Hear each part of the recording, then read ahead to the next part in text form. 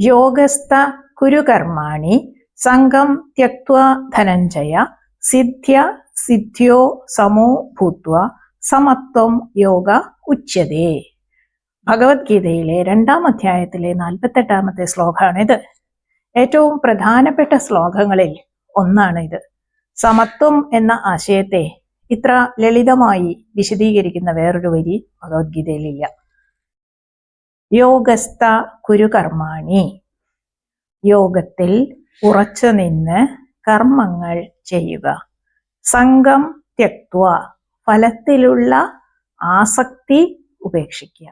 സിദ്ധ്യ സിദ്ധ്യോ സമോ ഭൂത്വ, വിജയത്തിലും പരാജയത്തിലും ഒരുപോലെ ഇരിക്കുക.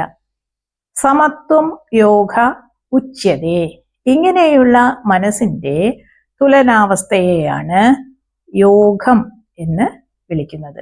ആസക്തി വെടിഞ്ഞ് വിജയപരാജയങ്ങളെ ഒരുപോലെ കണ്ട് കർത്തവ്യങ്ങൾ ചെയ്യുക, കർമ്മങ്ങൾ ചെയ്യുക. ഇത്തരത്തിലുള്ള സമചിത്തതയെയാണ് യോഗം എന്ന് പറയുന്നത്.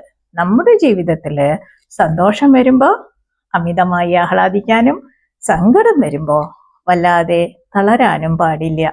വിജയിച്ചാലും പരാജയപ്പെട്ടാലും മനസ്സിനെ ശാന്തമാക്കി നിർത്താൻ പഠിക്കണം. എന്ത് വന്നാലും പതറാതെ മുന്നോട്ട് പോവാനുള്ള ഈ കരുത്താണ് യഥാർത്ഥ ആത്മീയത. ഇന്ന് നമ്മൾ ചെയ്യുന്ന ഓരോ കാര്യവും ഓരോ കർമ്മവും ഫലത്തെക്കുറിച്ച് ആകുലപ്പെടാതെ വേവലാതിപ്പെടാതെ പൂർണ്ണ മനസ്സോടുകൂടി ചെയ്യാം. ജയിച്ചാൽ അഹങ്കരിക്കാതിരിക്കാനും തോറ്റാൽ നിരാശപ്പെടാതിരിക്കാനും ശ്രമിക്കുക. ഈ സമനിലയാണ് നമ്മെ ഏറ്റവും വലിയ വിജയിയാക്കുന്നത്.